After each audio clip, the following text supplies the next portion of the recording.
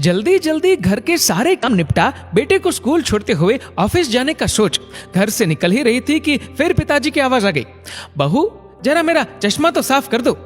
और बहू जल्लाते हुई कपड़ा ला चश्मा साफ करने लगी। इसी चक्कर में बेटा स्कूल में और खुद आज फिर ऑफिस देर से पहुंचे। गाहे बगाहे पिताजी की यूं घर से निकलते हुए पीछे से आवाज देने की आदत बहू को अच्छी नहीं लगती थी, पर जानती थी कि पलंग से न उठ पाने के बावजूद पिताजी पूरे दिन में उसे यही एक दो काम ही तो कहते थे। काम छोटा सा था, पर ऑफिस जाने की भी तो जल्दी होती थी सुबह सुबह। एक दिन पति से चर्चा की। पति की सलाह पर अब वो सुबह उठते ही पिताजी का चश्मा साफ करके रख देती, लेकिन फिर भी घर से निकलते समय पिताजी का बहू को बुलाना बंद नहीं हुआ। दिन बीते, एक समय वो आया कि समय से खींचातानी के चलते अब बहू ने पिताजी की पुकार को अनसुना करना शुरू कर दिया। एक दिन ऑफिस की छुट्टी थी तो बहू ने सोचा क्यों ना घर की साफ सफाई कर लूं। अचानक पलंग से नीचे गिरी पिताजी की डायरी हाथ लग गई। उसे पलंग पर उठाकर रखते हुए उत्सुकता हुई कि देखूं तो सही पिताजी सारा दिन क्या लिखते रहते हैं। यही सोचकर यूं ही खोल दिया एक पन्ना। उस पन्ने पर लिखा था, मेरी प्यारी बहू, आज की इस भागदौड़ भरी जिंदगी में घर से निकलते समय बच्चे अक्सर बड़ों का आशीर्वाद लेना भूल जाते हैं। बस इसीलिए जब तुम चश्मा साफ कर मुझे देने के लिए झुकती हो तो मैं मन ही मन अपना हाथ तुम्हारे सर पर रख देता। वैसे मेरा आशीष सदा तुम्हारे साथ है बेटा। आंखें नम हो गई।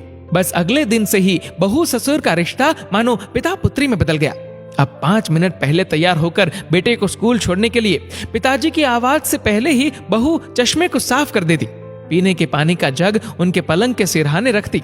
जाते समय लाड़ प्यार से 2-4 वाक्यों में सारे दिन की हिदायतें देती।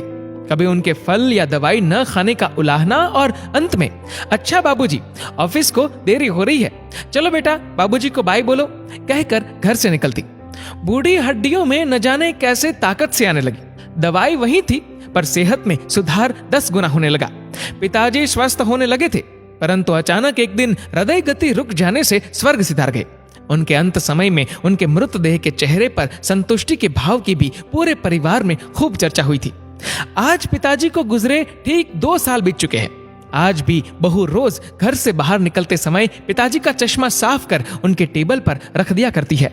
उनके अनदेखे हाथ से मिले आशीष की लालसा में आज भी सुबह घर से निकलते हुए न जाने क्यों ऐसा लगता है कि अभी आवाज आएगी, बहू जरा मेरा चश्मा तो साफ कर दे। माता पिता का अदृश्य आशीष ही ईश्वर की कृपा दृष्टि है।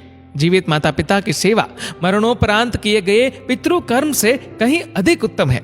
जीवन में हम बहुत कुछ महसूस नहीं कर पाते, और जब तक महसूस करते हैं तब तक वे हमसे बहुत दूर जा चुका होता है। आइए इन बूढ़े वृक्षों को जल रूपी स्नेह तथा सेवा रूपी खाद से संजोकर फिर से युवा, स्वस्थ तथा हरा भरा करने का प्रयास करें। दोस्तों, इस वीडियो को लेकर आपकी क्या राय है नीचे कमेंट करके जरूर बताएगा। और अगर आपको वीडियो अच्छा लगा हो तो इस वीडियो को लाइक करेगा, शेयर करेगा ज्यादा से ज्यादा लोगों तक। और ऐसे ही और भी इंस्पिरेशनल वीडियोस के लिए सब्सक्राइब करें हमारे यूट्यूब चैनल को और फेसबुक पर फॉलो करें हमारे पेज को। धन्यवाद।